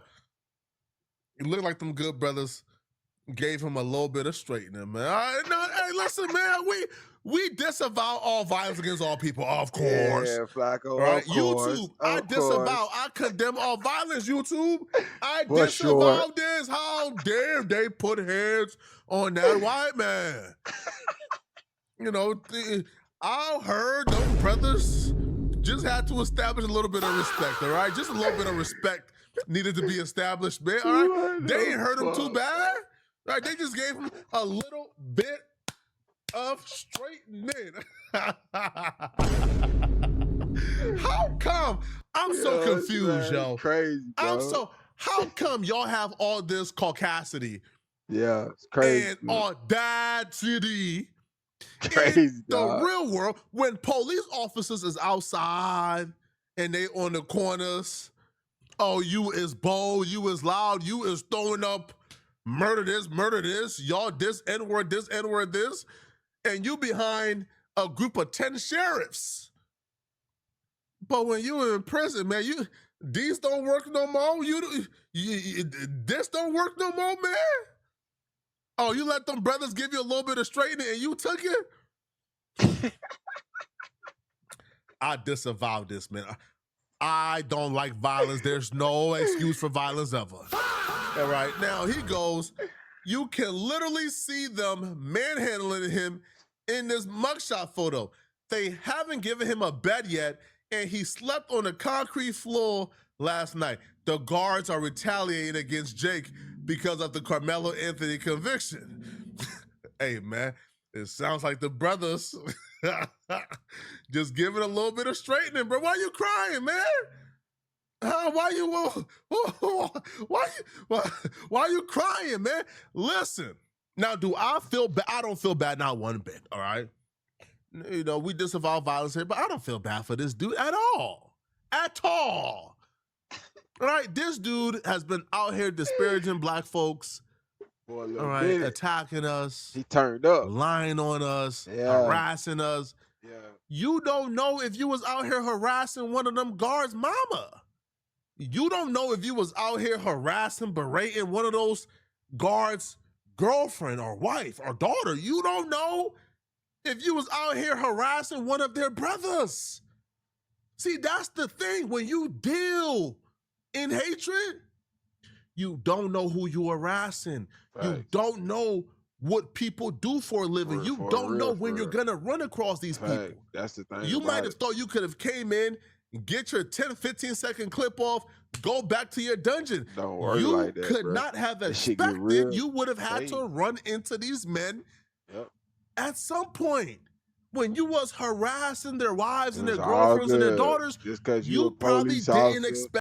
Just because you this part of the government, just because you goddamn that part of the law office. Nah, bro. It don't work like that.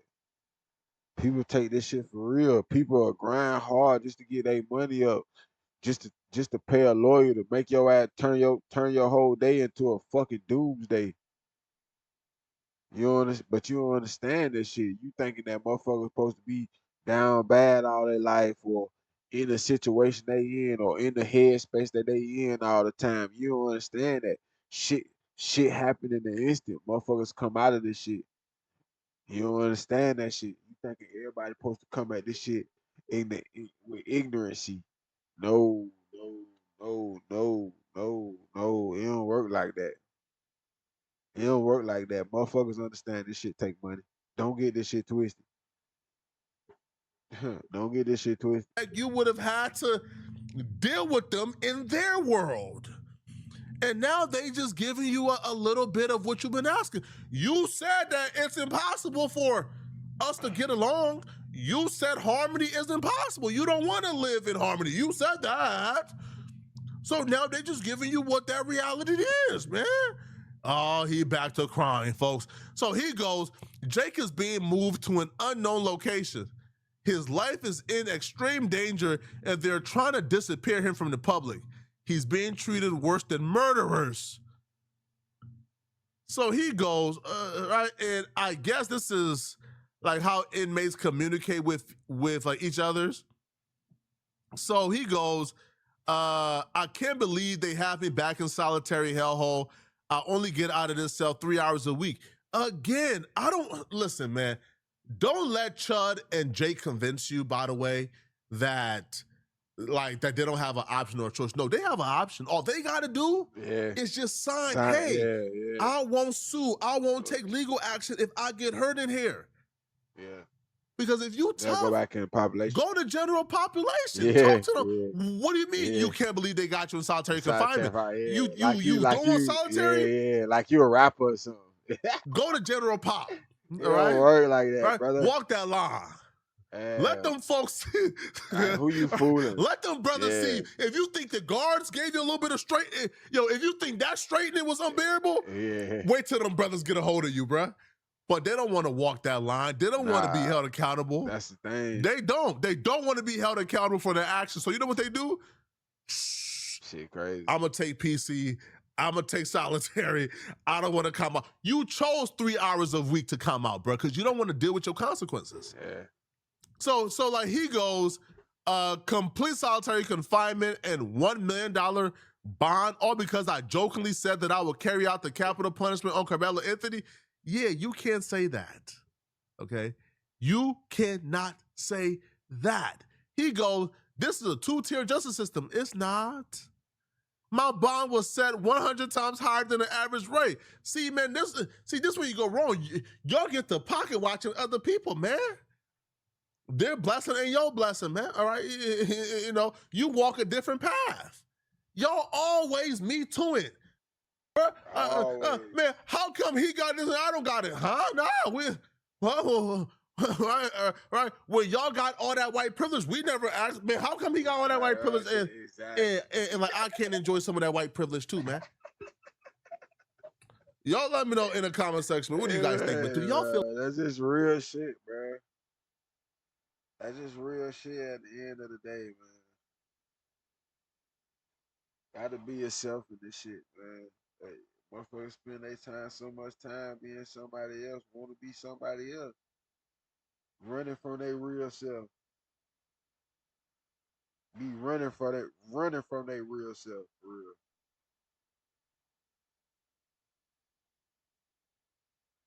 At the end of the day, man, you gotta be whether yourself hold yourself accountable or someone else hold yourself accountable. You gonna be held accountable at the end of the day, man. That's no matter what happened in this shit. If this wasn't the case scenario talking about you, and it was some whole nother other shit, that was your accountability. You have to be held accountable for this shit that you thinking is cool, and this shit ain't cool. Shit mad goofy. And it's silly, and it's no meaning for real. Shit ain't got no meaning. Shit don't make no money, bro. This shit don't make no money. Them people want to make money. You ain't. This shit don't make now. Telling you what I know. You ain't understanding that though. That's why y'all had to be broke for real and begging and acting like y'all got it. So, but motherfucker really be begging for real. It don't work like that, bro. It don't work like that. For a short period of time, Tim Lincecum was the most dominant pitcher in baseball, winning back-to-back Cy Young awards and helping the Giants secure 3 championships. But what if I told you that just a few years after his incredible success, he seemingly disappeared without a trace? Well, that's exactly what happened, and to figure out the truth behind his rapid decline, let's go back to the beginning, when he was born on June 15th, 1984. Lincecum was raised in Seattle, Washington, where he would start playing baseball at just 5 years old. And under the guidance of his father, who had pitched in college, he would develop incredible skills at a young age. But for many years, his dreams of playing in MLB seemed almost impossible. When he first entered high school, he stood at just 4'11", weighing 85 pounds. And unfortunately, Lincecum was often overlooked by coaches due to his size. But despite this, he only continued to develop his skills. So when he eventually grew to 5'11" as a senior, his fastball was suddenly reaching up to 94 miles an hour. This would allow him to put up incredible numbers, earning him a full ride scholarship to the University of Washington. And over the next few years, he would emerge as one of the best pitching prospects in the entire nation. In college, Lincecum would dominate the same way he did in high school, putting up an incredible 1.94 ERA in his junior season. So despite growing concerns about his size, he was proving everyone wrong, with his coach saying, "I've never seen anyone dominate the way he has." By this point, he was consistently throwing mid-90s, and even reaching up to 100 miles an hour. To many, it made zero sense how such a small kid could generate so much power, earning him the nickname The Freak. But it was thanks to this natural ability that in 2006, he was selected 10th overall by the Giants. And less than a year later, the team decided to give him a chance. However, following his debut in May of 2007, it became clear that he still had a lot to work on. His first major league start did not go as expected, as he would allow 5 runs in less than 5 innings. And following that game, Giants general manager Brian Sabean made it clear that Lincecum would need to earn his spot on the team, saying this: "You'd like to think he's up here for good, but there are no guarantees." Although, it wouldn't take long before any doubts surrounding Lincecum completely disappeared, because on May 17th, he would pitch an incredible game, going 7 shutout innings with 10 strikeouts. And it was thanks to performances like this one that he would eventually earn a spot in the starting rotation. However, no one could have predicted what would happen in 2008. But first, I want to give a quick thanks to Vibezzz for sponsoring Holder their shoes and I went with no Massey's rip on the bid to you. I don't have to winner and off here made a massive improvement in terms of command, resulting in less walks and more strikeouts. So unsurprisingly, he got off to a much better start compared to 2007, posting a 1.73 ERA in the month of April. And it was because of this early dominance that he would finally get the respect he deserved, with one of his teammates saying this: "In my 13 years in the big leagues, this is the only guy I've seen who really is worth the hype." On July 7th, he was featured on the cover of Sports Illustrated before being named an All-Star for the first time in his career. Lincecum would carry this momentum into the second half of the season, pitching his first complete game shutout on September 13th. And by the end of the year, he was leading MLB in strikeouts. So in only his second season, he was crowned the decisive winner of the Cy Young Award. And with this achievement, he had proven that despite his size and odd delivery, he was able to rival even the best pitchers in baseball. But it was around this same time that many would begin to worry about his future. For years, scouts had voiced their concerns about his violent pitching motion, which they believed could cause his body to break down over time. Although, according to his father, Lincecum had nothing to worry about, saying that Tim can throw all day and never get hurt. So, fueled by his recent success, he would continue to dominate the following season. In June, he would pitch 3 complete games in the span of just 4 starts, contributing to his second All-Star selection. But even more notably, he would win the Cy Young Award for the second year in a row. Though, despite this incredible achievement, the Giants would fail to reach the postseason yet again. That is, until 2010. During the offseason, the Giants awarded Lincecum with a 2-year, $23 million deal. And with the help of rising stars like Madison Bumgarner and Buster Posey, the Giants would secure a spot in the postseason for the first time since 2003. So, faced with his first opportunity to lead his team to a championship, Lincecum would dominate throughout the postseason. Their first opponent was the Braves, and in Game 1, he would set the tone for the rest of the series, pitching a complete game shutout. The Giants would go on to win the series in 4 games, sending them to the NLCS in a matchup against the Phillies. But once again, San Francisco emerged victorious, and they were headed to the World Series to face the Rangers. Lincecum would get the start in Game 1, and despite allowing 4 runs, the Giants' offense would erupt for an easy win. In Game 5, he took the mound once again, only 1 win away from a championship. But this time, he would easily shut the door on the Rangers, becoming a world champion for the first time in his career. So, in just 3 years, Lincecum had transformed into a superstar, with achievements that could one day earn him a spot in the Hall of Fame. Or at least, that's what everyone thought. Following yet another successful season in 2011, expectations were higher than ever for 2012. But after suffering a back injury during spring training, Lincecum did not start off well. In just his first 3 starts, he gave up 16 runs, and by the All-Star break, he ranked among the worst starting pitchers in MLB. It was clear that something was off, and for one, his fastball had dropped by nearly 4 miles an hour since 2008. But maybe even more concerning was his sudden loss of command, resulting in the highest walk rate of his career. So despite being on top of the world for the past few years, one sports writer said this about Lincecum: "For those who are hoping for the 2008 or 2009 version of Lincecum to return, don't hold your breath. That Lincecum is long gone and will never come back. It was fun while it lasted, but all good things come to an end." he would They end prey the on your season with the downfall. 4th worst Tell you. ERA in baseball. So when the Giants found their way back in the postseason, the team had no choice but to move him into the bullpen.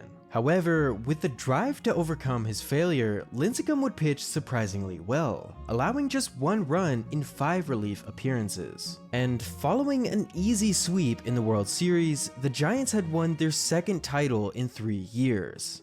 So, with a restored sense of confidence, Lincecum would approach the upcoming season with a positive mindset, saying this: "Last year, I had a lot of questions. I was trying to change a lot of things at once. Getting my mind back to a stable point where I know what I'm doing and why I'm doing it, I feel like my confidence is back. I have to get out there and prove myself."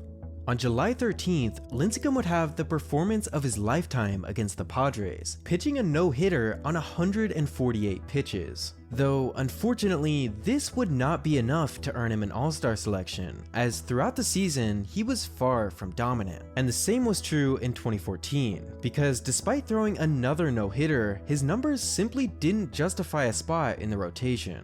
So, with the Giants back in the hunt for a championship, Lincecum would sit on the bench. And despite his absence, the team would make it all the way back to the World Series to face Kansas City, when in Game 2, he finally made an appearance. However, after facing just 5 batters, he would leave the game with an injured back.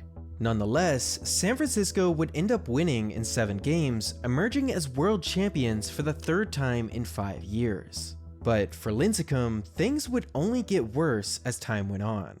At this point, he was only 31 years old, but following yet another rough start in 2015, fans began to wonder how much time he really had left. After all, his fastball was sitting at just 88 miles an hour, a significant drop-off from his days of mid-90s. So it was only fair to assume that his body had finally reached its breaking point. And throughout the season, these fears would unfortunately be proven right.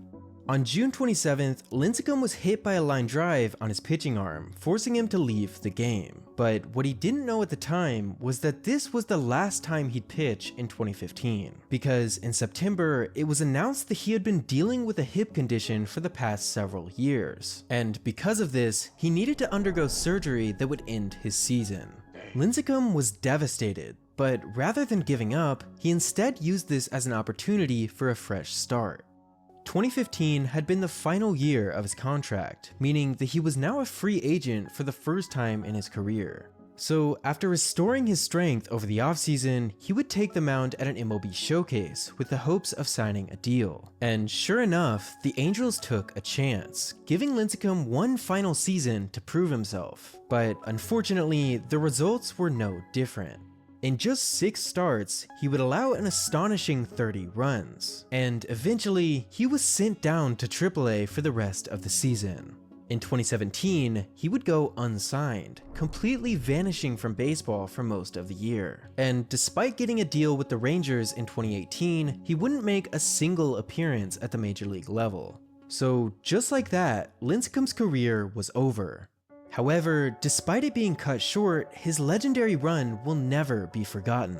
Because with 2 Cy Young Awards and 3 championships, Tim Lincecum was once the greatest pitcher in the world. And if it weren't for injuries, he certainly would have been headed for the Hall of Fame. Yeah. Damn, boy, that's crazy. It's crazy, man. It's crazy, man. That body, boy, that body. When you a pitcher, man, you throwing the hell out that ball like that, whatever form you got, should take a toll, brother, for sure. I think we got like one more in us, y'all. I think we got like one more quick one in us, though. It got to be quick. It got to be quick, though.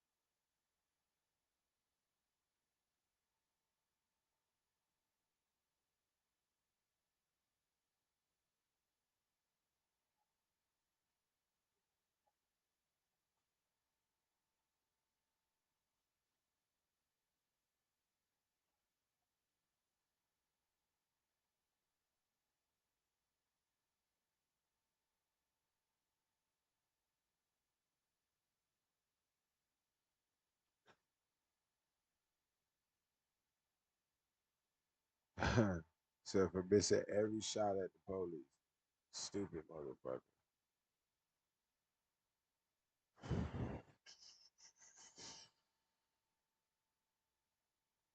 Um,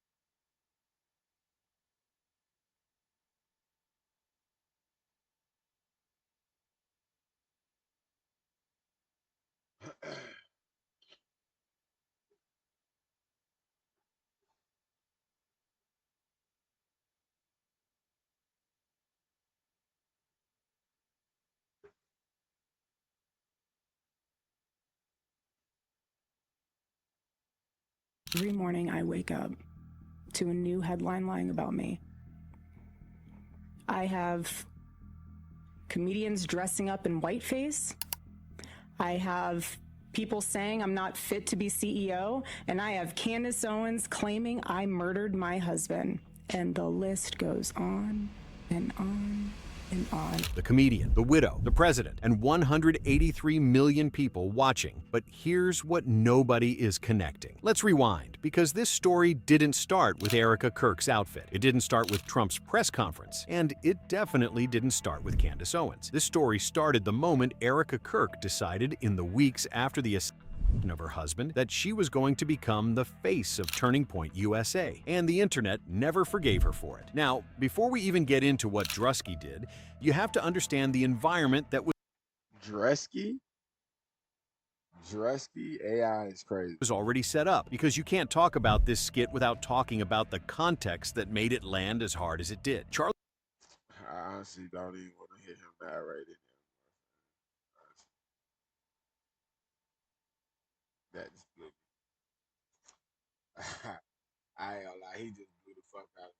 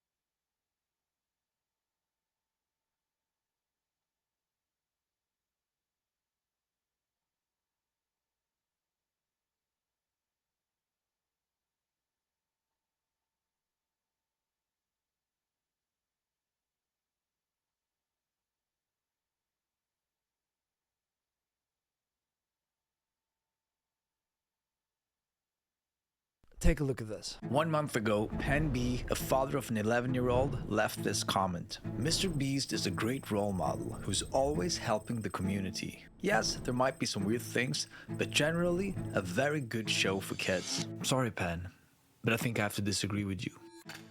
He is the most followed person in the world. Mr. Beast is the biggest content creator in the world.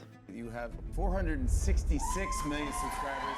Everyone calls him a genius, but even Penn agrees there are some weird things about him. $150,000. $500,000. $1 million. $5 million of real money. We watched all his videos, went through every interview, and really tried to get to the bottom of the secret behind his success. You grab 33 random people anywhere on the planet, and on average, one of them has seen our newest video. And when we found this document that was leaked a few years ago, everything fell in place. This document explains with scientific precision what Mr. Beast is doing to our kids. And after all this research, I can say with confidence that Mr. Beast's content is not good for kids. On the contrary, I think it's really, really bad. Let me tell you a story. 19-year-old Jimmy Donaldson sits in his bedroom with the camera pointed at his face. He's about to do something completely insane. I'm about to count to 100,000. 1, 2, 3, 4, 5, 791, 792, 790, 36,000, 570, 36,000. He doesn't sleep, he barely eats, he's just counting. After 40 hours, he looks like he's about to pass out. 100,000. The video gets millions of views. People can't believe someone actually did this. Jimmy had been making YouTube videos since he was 13 years old. For 6 years, nothing really worked out. Then he figured something out. It seems like people get completely mesmerized if someone is fully committed to something completely absurd. What's up, guys? I'm gonna be watching It's Every Day, Bro for 10 hours straight. Watching the same music video clip for 10 hours straight. Enjoy watching me watch paint dry. Literally watching paint dry.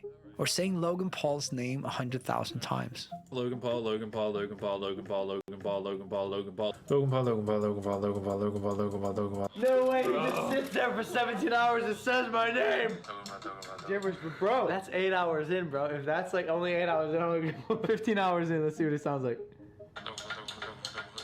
Not only was Logan Paul impressed, but everyone. Because back then, nobody was really doing these kinds of extreme stunts, like cutting a table in half with only plastic knives. He kept committing to other absurd things, and the channel started growing really fast. When Jimmy got his first brand deal worth $10,000, he immediately gave it away to a homeless person. It's about $10,000. I'm not joking. You're right. The video performed really well, so Jimmy reinvested the money he earned into new videos. He started giving money away to everyone. So I had this idea. If I take this branded money and I give it away in the video, that video will do well. And then I take the money from that video and I give away in the next video, and that video will do well. I was just like freaking out. I was like, I think I just cracked the code.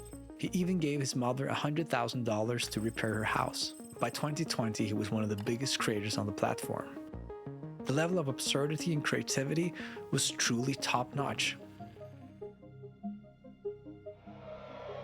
And it's impossible not to admire and respect that. But somewhere along the way, Jimmy Donaldson stopped being a kid making videos. He became Mr. Beast. And Mr. Beast is a fully functioning YouTube factory.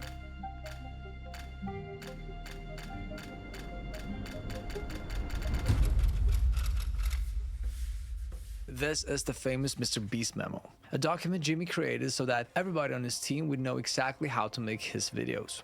But here's the thing, this was only intended for private use, it was never meant to leave the building. But in 2024, it got leaked.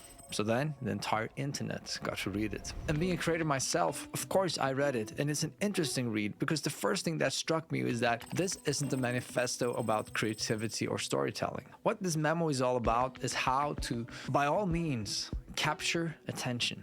The first 10 seconds are everything. If you lose them here, they're gone. And by now, all of us know this, right? The first 10 seconds has to be so captivating that people won't just simply click away. I put 100 people inside of a giant circle, and whoever leaves the circle last wins 500,000. Thumbnails should be tested at least 20 times before publishing. No wonder I don't have the results MrBeast does. He describes testing over 50 different thumbnails, testing which face expressions, which colors, which texts, whatever it takes to make people click. Energy can never dip, not even briefly. Every second must justify itself or it gets cut. No pauses, no breathing room. It's this game of constant escalation of the video. Remove all dead air, silence is failure. Oh my God. Oh my God. Oh, they're on the ball. Bye-bye. Oh, they're gone. The memo also has an obsession with what it calls A players. People who treat every video like it's life or death, who goes to sleep dreaming about retention graphs, click-through rates. Those are the people that MrBeast wants on his team. And if you're not an A player, you can F off. Management is instructed to identify bottlenecks, stuff that slows the production down, and of course get rid of them. Because in this system, speed is everything. And although a lot of this feels almost perverse to me, it's inspiring. Because this is the way MrBeast has been able to grow his channel to more than 450 million subscribers. It's like 1/20th of the entire world's population. It's insane numbers. And it's probably not a stretch to guess that every 5th young person out there is subscribed to MrBeast. And it's hard to disagree that in this new media landscape, MrBeast is a genius. But not everyone sees it that way. I'm a former MrBeast employee, and today I am alleging that the company rigged videos and did illegal lotteries and sold fake signatures. I would consider that fraud. Okay, thank you. Enjoy the video. In 2024, a former employee known as Dogpack404 released a series of videos making serious allegations about MrBeast's operation. Not only were the results of this video completely scripted, but the contestants are not random subscribers. Oh, that contestant had to get out for her job? I guess you forgot she's your hiring manager. That what the viewers saw on screen was complete fiction. And the worst part, that the content itself is designed to manipulate young viewers through gambling psychology. He's just become the first casino where the currency you pay with is attention. Do you think attention is the most valuable currency in the world? Well, of course.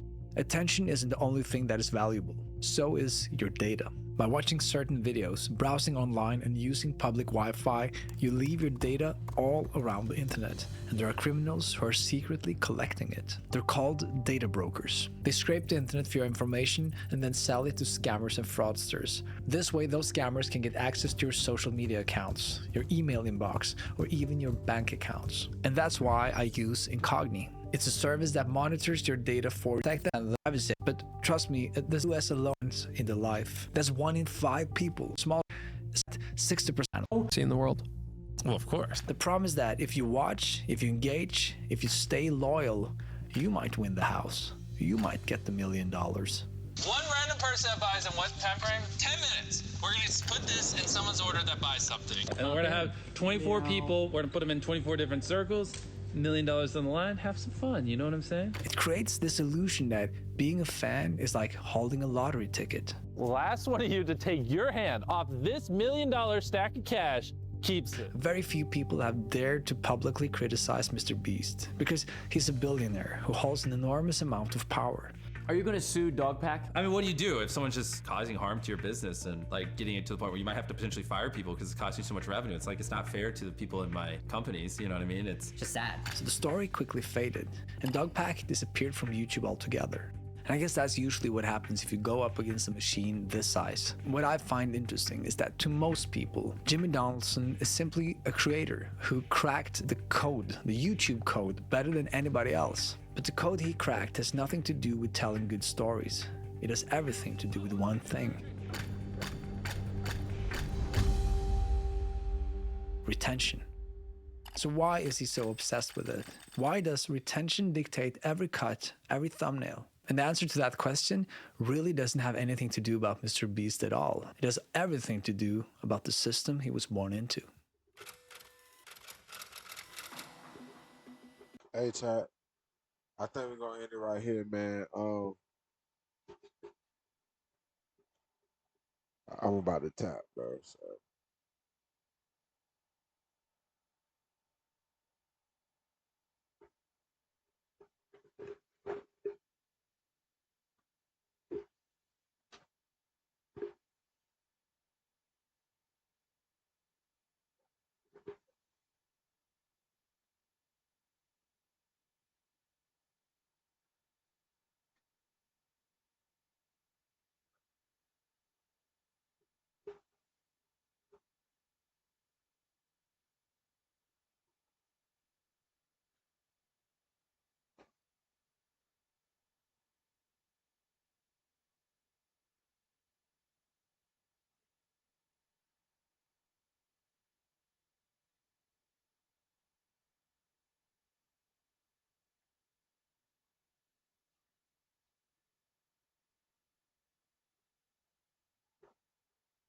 I'm out of the top though.